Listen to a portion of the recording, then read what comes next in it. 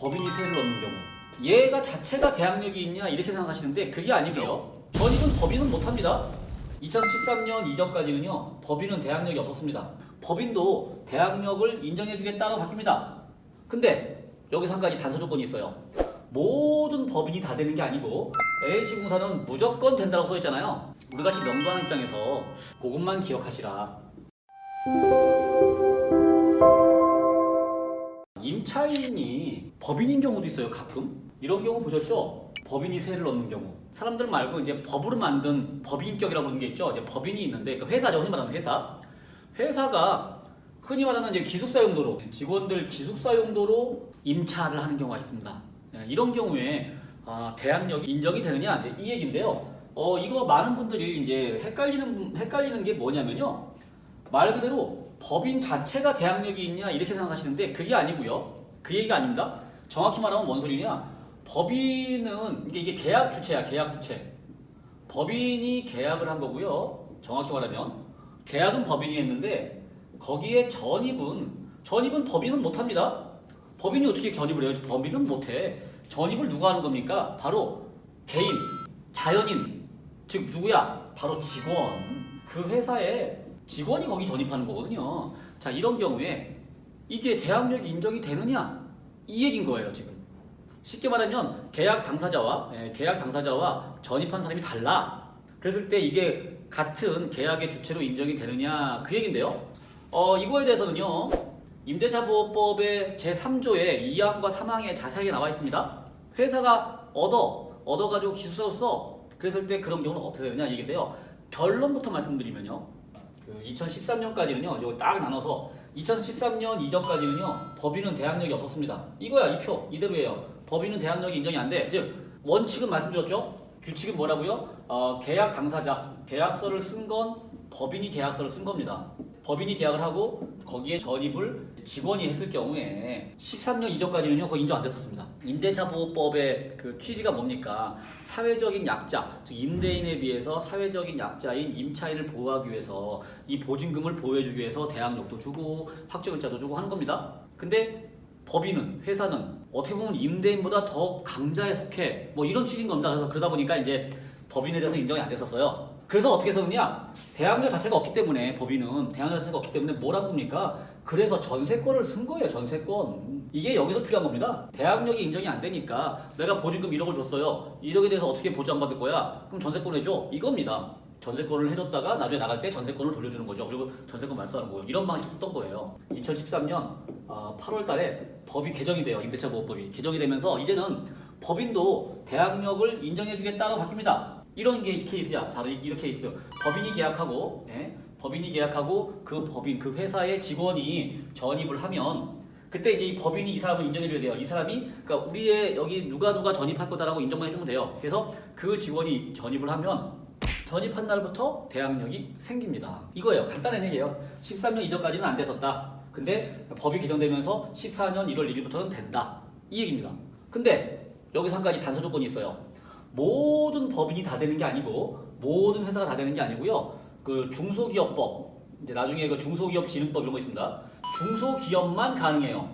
그 중소기업이라고 되는 회사만 인정이 됩니다. 그래서 나중에 혹시나 이 집이 법인이 전입 들어가 법인이 기숙사를 얻었고요. 그 기숙사에 직원이 들어가 살고 있었는데 혹시나 그 집이 경매에 넘어갔어. 그래서 배당 요구하려고 했더니 전입 확정 다 받아가지고 배당 요구하려고 했더니 법원이 안 해준다고 그래. 넌 법인이잖아. 그러면 우리가 이 법에 의한 이 중소기업법에 의한 그 법인이 맞다라고 이쪽에서 증명을 하는 겁니다. 근데 제가 여기서 지금 법인의 대항력은 13년도까지는 안 됐다가 14년 이후부터 된다라고 써놨잖아요. 물론 중소기업만 된다 그래서 이제 중요한 거 중소기업만 된다 써놨잖아요. 근데 그 밑에 제가 왜 LH공사는 무조건 된다고 써있잖아요. 요거는 이제 뭔 소리냐? 요건 약간 이제 달라요. 이제 컨셉이 뭐냐면요. 서민주거안정차원 말 그대로 서민주거안정차원에서요. LH공사에서 여러분들 혹시 세를 놓다 보면요.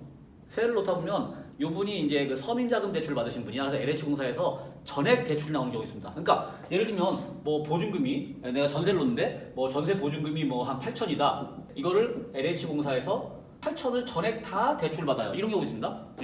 이런 경우에는요. 실제로 임대차 계약서를요. LH공사랑 적어요. LH공사랑. 나랑 임차인이랑 적는 게 아니라 나랑 LH공사랑 임대차 계약서를 맺어요. 그러니까 계약 당사자가 말 그대로 이 LH공사가 계약 당사자인 거예요. 얘가 계약의 주체가 됩니다. 이 LH공사랑 임대인, 집주인이랑 계약을 해요. 계약은 이렇게 LH공사가 했습니다. 그리고 이제 LH공사가 그 돈을 가지고 형식은 대출 형식인데, 그러니까 말 그대로 대출인데 실제로 임차인은 그 돈은 만져보질 않는 겁니다. LH공사가 나한테 직접 돈을 줘요. 나한테 직접 입금을 해줘요. 그러니까 나는 계약한 사람이 LH공사야. 근데 전임은 누가 하는 겁니까? LH공사가 하는 것도 아니고요. LH공사의 직원도 아니고요. 이 경우는 직원도 아닌 거야. 그죠? 직원이 들어오는 것도 아닙니다. LH공사가 대출해주기로 한 그 실제 서민 임차인, 차상위 계층이라든가 이렇게 실제 임차인이 전입을 해요. 이제 LH공사한테 대출을 받은 임차인이 전입을 합니다. 이 경우는요, 그냥 처음부터 아예 법이 있었어요. 특별법으로 임대차보호법상에 아예 이 조항이 있었어요. LH공사라든가 또는 이제 지방공사, 그러니까 이게 다 법으로 정해져, 대통령령이나 또는 그런 어떤 법으로 정해놨습니다. 뭐 토지주택공사 또는 지방에서 지자체장이 지정하는 그 지방공사가 있어요. 그런 데랑 계약을 하고 그 계약에 의해서 들어온 임차인은 그 임차인 전입을 하면 이거를 인정해준다라고 아예 법이 돼 있습니다. 그래서 이런 경우는요, 그냥 예나 지금이나 쭉 인정돼요. 그냥 예전부터 지금까지 계속 인정이 된다. 그러니까 이건 바뀐 게 없어. 단지 기존 법인에 대해서만 이렇게 13년을 기점으로 13년 8월 달부터 법이 바뀌어가지고요. 14년 이후에 법인하고 계약하는 케이스는 그거는 인정이 된다. 이제 정리하자면요. 이게 어디서 헷갈리느냐? 그러니까 법인이 전입을 하나? 라고 생각하거든요. 법인이 전입하는 게 아닙니다. 지금. 이해되셨죠? 법인은 전입이 아니고요. 법인은 계약이에요. 계약 당사자. 법인이 계약을 했고, 전입은 실제 개인이 한다. 자연인이. 누가? 이런 경우에는 직원이 전입을 한 거고요. 이런 경우에는 LH공사랑 대출받기로 한 실제 이제 저소득 임차인이 전입을 한 겁니다. 어쨌거나 자연인이, 사람이 말 그대로 누군가 실제로 자연인이 전입을 해줘야 돼요. 전입을 안 하면 일장 말장 꽝인 겁니다. 전입의 주체는 사람이다. 이것만 안 헷갈리면 이거 헷갈릴 리가 없습니다. 이거 괜히 헷갈려요. 별것도 아닌 게. 그래서 내가 이제 경매사 거를 봤더니 전입한 사람은 당연히 개인이 나와. 근데 거기에 뭐 물가봉사사나 이걸 봤더니 법인이라고 그래. 그러면 그 법인이 이제 언제적 법인이냐만 보면 되는 거고요. 실제로 임차인이 전입을 했다. 누가 전입해놨으면 그건 대항력이 인정된다라고 보시면 되는 겁니다. 자, 근데 여기서 한 가지 팁. 뭐 이게 지금은 상당히 오래 이제 지나서 이제는 거의 이제 재미가 없는데, 이게 법이 살짝 바뀌고 나서 얼마 안 됐을 때 얘기입니다. 뭐 14년, 뭐 15년, 뭐 16년 이렇게 몇 년 안 됐을 때는요, 이게 한 가지 구멍이 있었어요. 구멍. 직원이 전입을 했네.